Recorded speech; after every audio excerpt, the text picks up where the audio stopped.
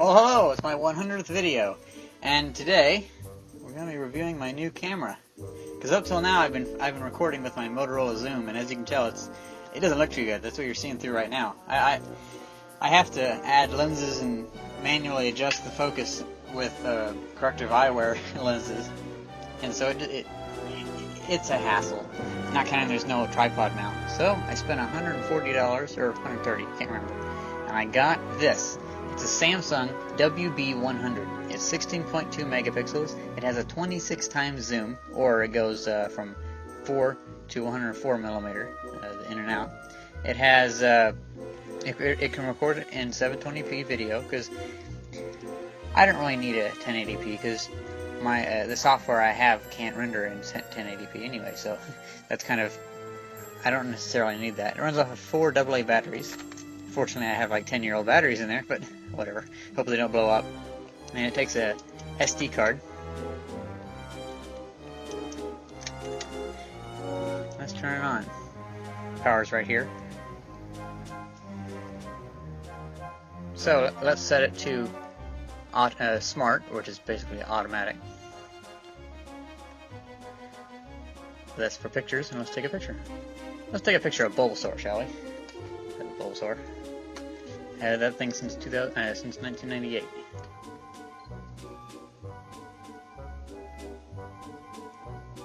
Might have to mess with the ISO and stuff like that. But anyway, I really like how they zoom in pretty far. But the other feature I think it has, at least it says so on eBay, was that you could change the shutter speed. You can go from, I think, a 1/30 of a second all the way up to 16 seconds, and it has an ISO up to 3200. So what that means is I can use this on a telescope someday, so I can take really long exposures to get really good images. Well, not really good, but as good as I've ever gotten. Well, after messing with it, I discovered it does not have the 16-second exposure time. It really pisses me off, especially since the online reference and a lot of the online references, the seller listing, and the user manual say it has an adjustable up to 16-second exposure time. But no, it's only automatic up to 1 second. Pisses me off. I mean, it is a WB100. What gives? So here we are, and wow, this is so awesome. I have so much control over it. Because before my tablet, it was kind of wobbly, and I couldn't look up because the tablet would face, I would set it against something, and so if I were to try to set it up, I would have to set it up this way, and that would touch the screen, so I could never look up. With this, I can look up, and up, and up. Well, you guys don't want to see the roof, sorry. Kind of a crappy roof. But anyway, let's mess around with this. This is awesome. I've wanted to do this for so long. Now, I do notice an issue, or not really an issue, but whenever the camera comes, whenever the camera comes, its default setting is to not record audio whenever you're moving the camera in or out. I mean, zooming in or out. So, I hope they save my settings while I have the batteries out, because that would be kind of tedious, because I imagine I would most likely take the batteries out, put them back in, and then think that it would be recording audio while I zoomed, and then I went through the trouble of recording something and it cuts out the audio. That'd be difficult. But the zoom is pretty nice. Let's go out of it. Let's go to maximum. Well, maximum that allows for an adequate focus, I mean.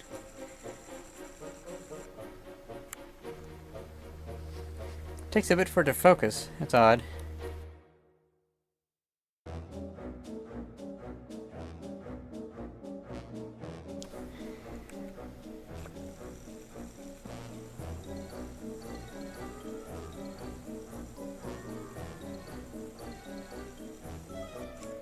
So, I say we take this Samsung WB100 outside and test it out, because it's going to be awesome.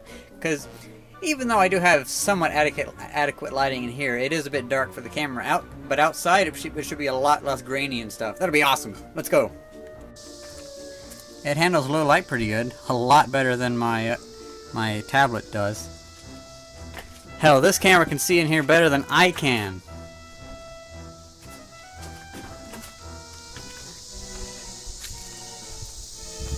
And it seems to be really smooth too. It has, I think it said it has double image stabilization. I don't know. Looks pretty smooth to me though.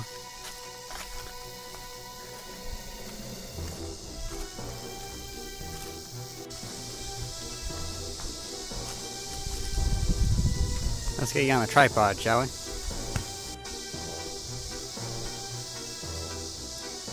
Let's zoom in a bit. I wish the zoom was a bit faster, but I guess even at this rate, at this pace, the focus controls can't catch up, so oh well. That's at the full 26 times zoom. Let's get up somewhere a little higher so we can see better, okay? Wow, this is a nicer view.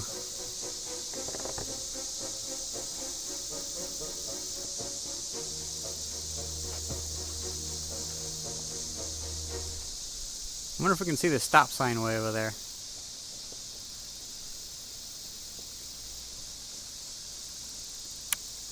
Barely. I like the depth of field effect on those leaves. It looks really nice.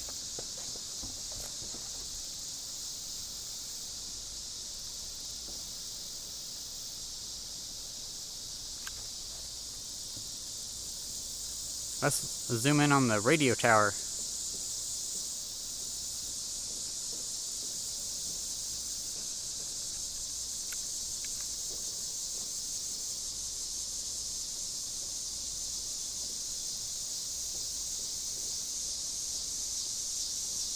Wow, I love this.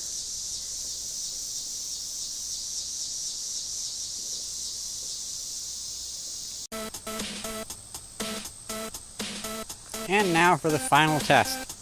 I have a piece of steel in my hand, so that's adding more mass to make the camera a little steadier. And I have some plastic golf balls. And I'll put them around on the ground. I actually had to mow the lawn because it didn't work first time. But I'm going to test 3D motion tracking. Basically, I can determine where the ground is, then I can superimpose and render a three-dimensional model onto it.